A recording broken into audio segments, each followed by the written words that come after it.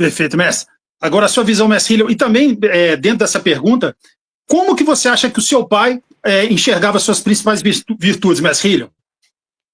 O meu pai, ele era altamente, ele tinha uma sensibilidade muito grande, ele era uma pessoa muito espiritualizada e ele era um estrategista excepcional, né? Então ele procurava, ele já via nos irmãos, né? Começou com os irmãos, que foi o primeiro material humano, né? Os primeiros alunos dele que ele teve e os irmãos e outros que já estavam ali fazendo parte do grupo, né? Marcial ali da primeira academia. Então ele sabia que ele iria necessitar de ter uma equipe, um time, uma família, né? Então ele tinha essa família, né? A família Gracie foi uma família muito numerosa. Então ele primeiramente ele começou contando com os seus familiares e foi pegando de fora da família alguns elementos algumas pessoas que ele achava que iriam ter uma importância também muito grande para o objetivo que ele queria, né? Uma das principais qualidades dele, né, dentre muitas outras que ele teve, né, com relação à disciplina e, né, essa parte de intuição, ele conseguiu criar um núcleo muito unido. Ele sabia que a união faz a força, né? Então, enquanto ele esteve vivo, a família Gracie foi muito unida e tinha realmente um chefe, né? Ele tinha realmente uma pessoa que era o comandante maior de todos, né? Então mas desde o começo, né, nos primeiros passos que ele começou a desenvolver, ele sabia que se fosse ele sozinho, ele não teria tido o sucesso que ele conseguiu através do jiu-jitsu. Então ele sabia disso. Então ele passou a canalizar por diferentes personalidades, né? Que às vezes ele tinha irmãos que tinham a personalidade um pouco diferente da dele, mas mesmo assim ele falava: não, esse aqui eu vou usar dessa maneira, ele vai ser bom para o meu projeto sendo assim, o outro vai ser dessa outra maneira. Então ele foi pegando os irmãos que ele tinha, foi canalizando. Ó, esse aqui ele vai ser mais usado como um professor. O outro ali, ele vai ser um professor, mas eu vou poder usar ele também como lutador. Ele tem um temperamento bom para isso, outro bom para aquilo. Então ele foi pegando o material humano que ele tinha e foi dando as ferramentas e foi encaminhando cada membro da família, né, para cada obstáculo que ele precisava superar na época, né? Estou falando de uma época onde não tinha televisão, entendeu? Porra, os meios de comunicação eram muito precários. Então a propaganda era muito feita de boca. Entendeu? As pessoas tinham que ver o que você está fazendo para depois irem comentando e ali ia se espalhando, ia criando né, aquele oba-oba e a coisa ia crescendo, né?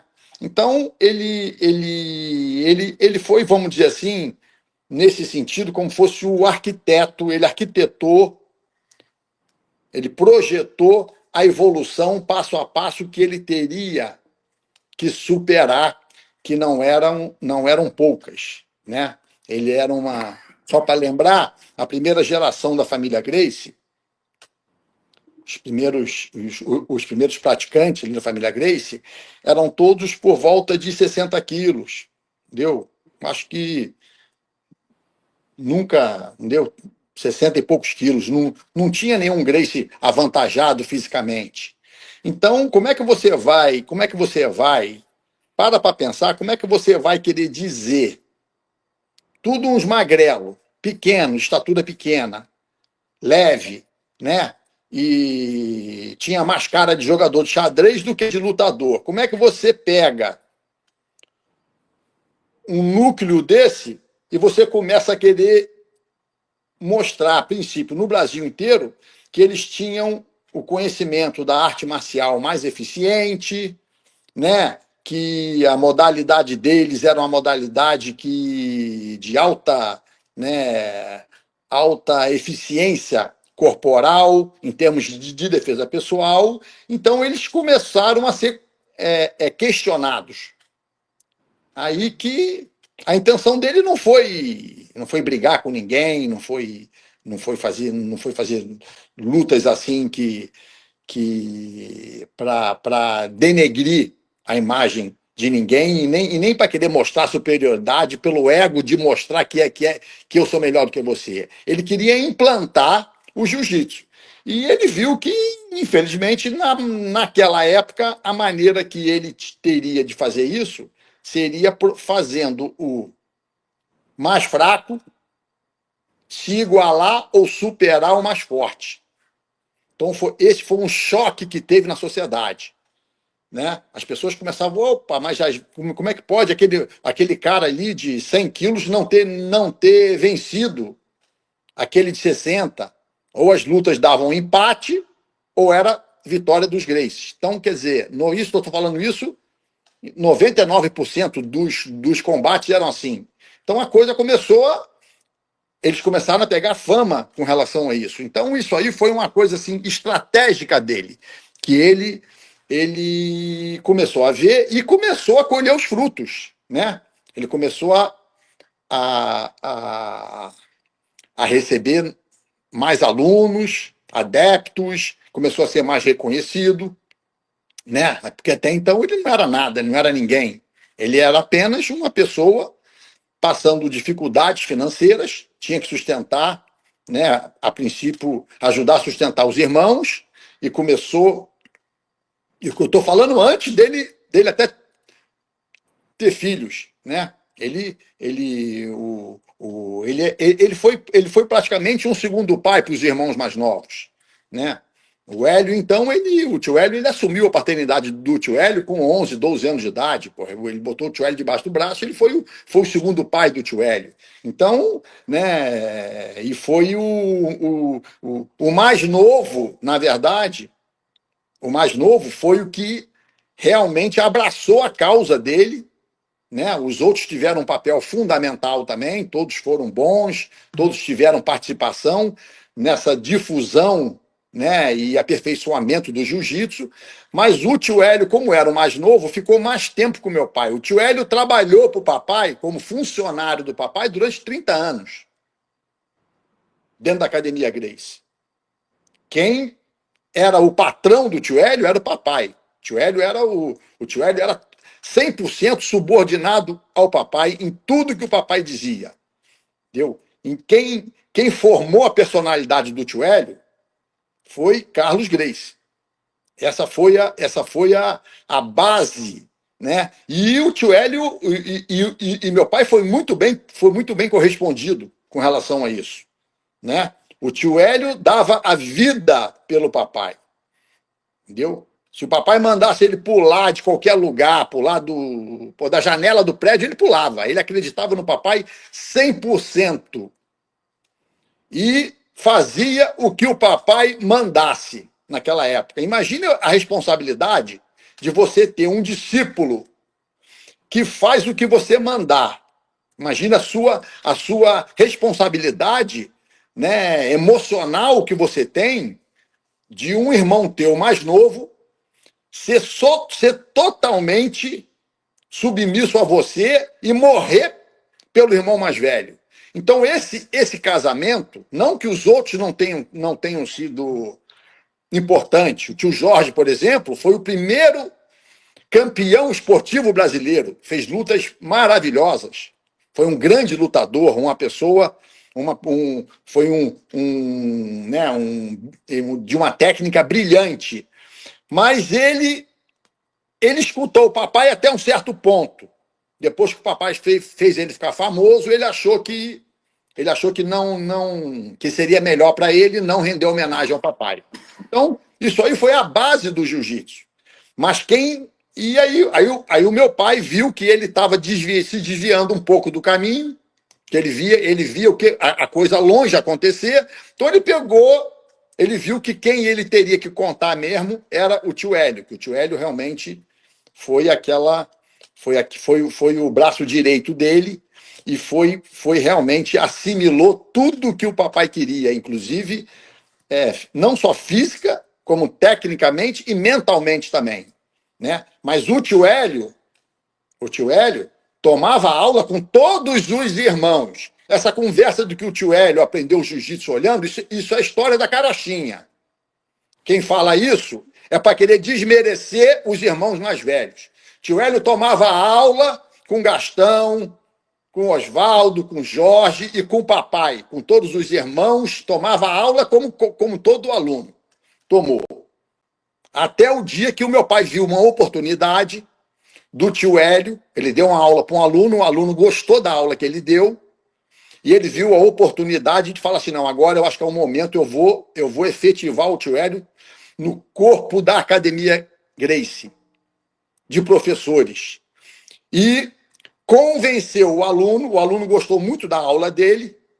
Meu pai, quando chegou, falou, poxa, você ligou, falou, olha, eu não vou poder chegar, faz uma aula com o meu irmão mais novo. O tio Hélio já estava ali, já vinha treinando, e quando não treinava, ficava ali que nem ficava olhando o papai dando aula também, o tempo todo. Tio Hélio, quando não tomava aula, ficava na academia olhando.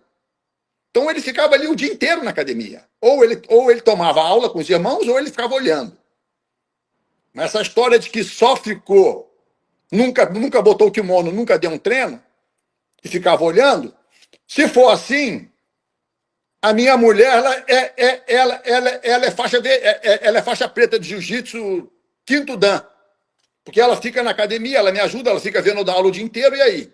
Eu quero ver quem é que aprende só olhando. Não existe isso. Isso é uma coisa impossível de acontecer. Ninguém aprende olhando só, não. A pessoa, ainda mais o jiu-jitsu.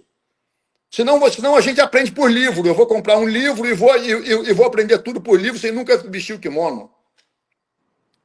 Então, essa, na verdade, é a verdade. Mas o valor do tio Hélio foi maravilhoso. Ele teve um papel fundamental nesse projeto do papai. Ele ficou do lado do papai e realmente acreditou e criou os filhos todos dessa maneira, igual no mesmo sistema do papai. Ele quis realmente ter vários filhos para continuar esse legado. Então, quer dizer, juntou a força do papai com a força do tio Hélio, juntos ali, e construíram a base do jiu-jitsu, que foi exportado para o mundo, né? A princípio, e de todos os alunos que estavam envolvidos nesse sistema, junto deles ali. Então, daí o jiu-jitsu foi para o mundo, e eu peguei o jiu-jitsu lá atrás, né? Eu não sou nem muito antigo, mas também não sou muito novo. Eu sou uma pessoa assim, eu sou meio intermediário entre a velha guarda e a nova geração, né? Então, eu não me considero antigo, mas eu procuro estar sempre me atualizando para as novas conquistas do jiu-jitsu. Você tem que estar ali. Porque se eu também achar que eu começar a relaxar, não aparecer mais na academia, não dar mais uma aula, não dar mais um treininho, daqui a 5 anos eu tô defasado também. Então, porque o jiu-jitsu está sempre evoluindo, né? Evolui para um lado e às vezes degride para o outro também. Mas o maior valor do papai foi esse. Foi ele canalizar, voltando aqui ao começo da coisa, foi ele canalizar cada potencial de cada material humano que ele tinha. Ele soube entender o valor de cada um dentro do projeto dele. Esse foi o maior, ele foi um craque nisso. E por isso que deu certo, e nós estamos aqui hoje nessa missão, que é usar o jiu-jitsu como uma ferramenta de aperfeiçoamento humano. Bacana, Messi. Peço ao pessoal que se inscrevam no canal MMA Debate, espero que vocês estejam gostando da live. Se inscrevam também.